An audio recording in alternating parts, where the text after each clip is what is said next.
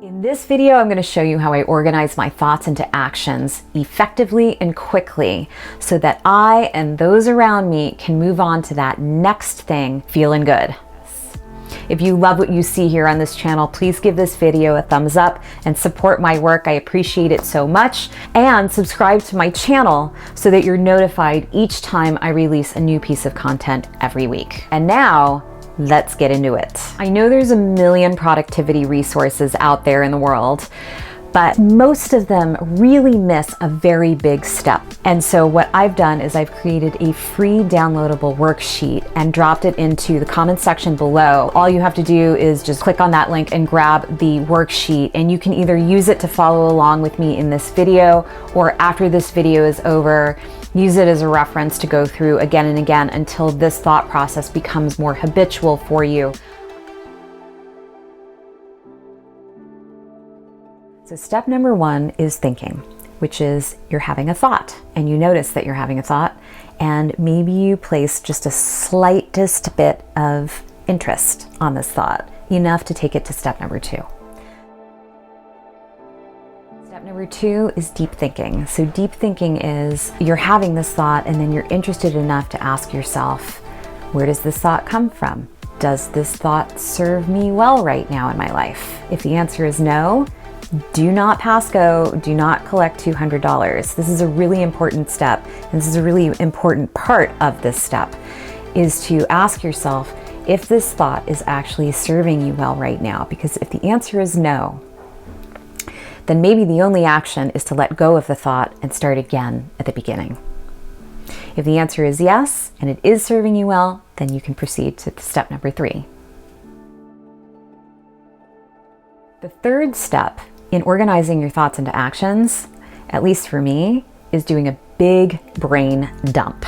That means getting a piece of paper or my laptop and just dropping every single thing in my brain around this thought down into a tangible form that I can review and organize for later.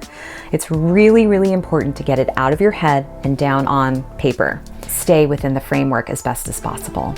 Remember to practice a little bit of forgiveness and flexibility as you're going through the process, and you'll get there. But set a timer on your phone so that you don't have to worry about the time and just go for it.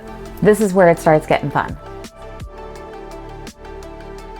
Step number four is when you organize your brain dump into buckets. So overarching themes that are slightly smaller than the thought. So you're chunking it down by one step and you're giving yourself big buckets, 3 or 4, I like 3, and you start organizing all of the brain dump thoughts into these 3 or 4 categories.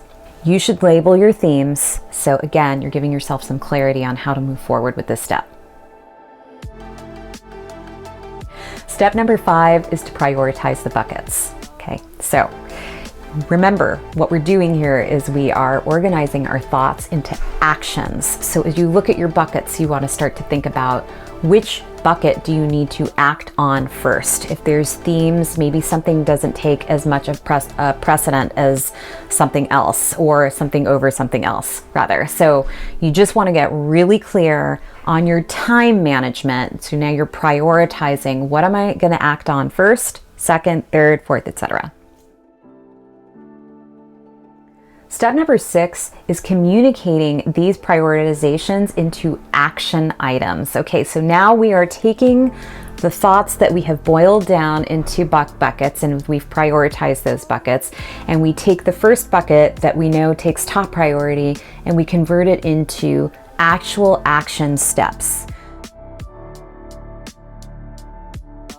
Finally, you want to assign or delegate action items to action commitments so that there is accountability and measurability tied to these action items. This is going to help you get there.